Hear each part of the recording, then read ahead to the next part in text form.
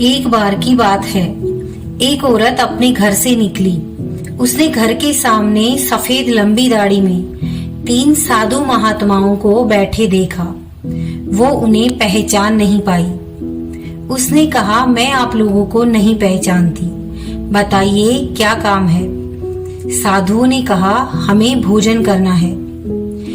ठीक है, कृपया मेरे घर में पधारिए और भोजन ग्रहण कीजिए। एक साधु ने प्रश्न किया, क्या तुम्हारे पति घर पर हैं? औरत ने उत्तर दिया, नहीं, वो कुछ देर के लिए बाहर गए हैं। तीनों एक साथ बोले, तब हम अंदर नहीं आ सकते। थोड़ी देर में ही पति घर पर वापस आ गए। उसे साधुओं के बारे में पत्नी ने पूरी बात बताई।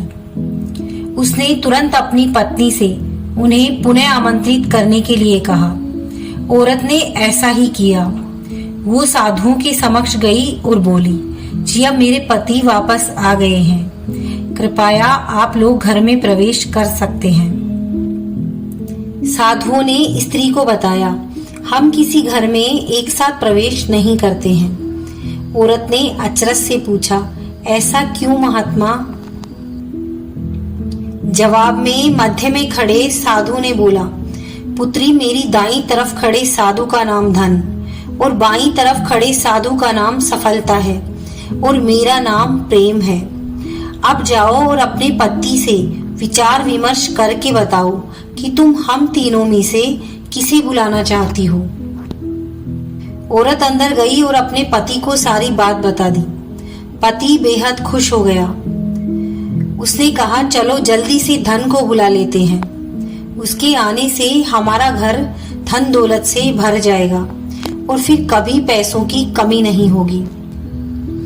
औरत बोली, क्यों ना हम सफलता को बुला लें। उसके आने से हम जो करेंगे वो सही होगा और हम देखते ही देखते धन दौलत के मालिक भी बन जाएंगे।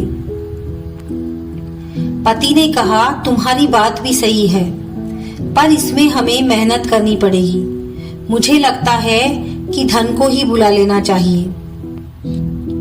थोड़ी देर उनकी बहस चलती रही, पर वो किसी निर्णय पर नहीं पहुंच पाए और अंत में निश्चय किया कि वो साधुओं से ये कहेंगे कि धन और सफलता में से जो आना चाहे आ जाए।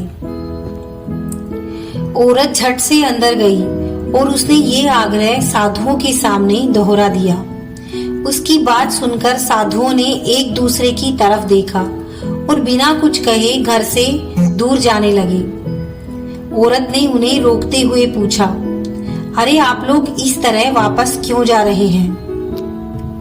साधुओं ने कहा, पुत्री, दरअसल हम तीनों साधु इसी तरह द्वार द्वार जाते हैं और हर घर में प्रवेश करने का प्रयास करते हैं। जो व्यक्ति लालच में आकर धन या सफलता को बुलाता है, हम वहां से लौट जाते हैं और जो अपने घर में प्रेम का वास चाहता है, उसके यहाँ बारी बारी से हम दोनों भी प्रवेश कर जाते हैं। इसलिए इतना याद रखना कि जहाँ प्रेम है वहाँ धन और सफलता की कमी नहीं होती है। ऐसा कहते हुए धन और सफलता नामक साधुओं ने अपनी बात पूर्ण की।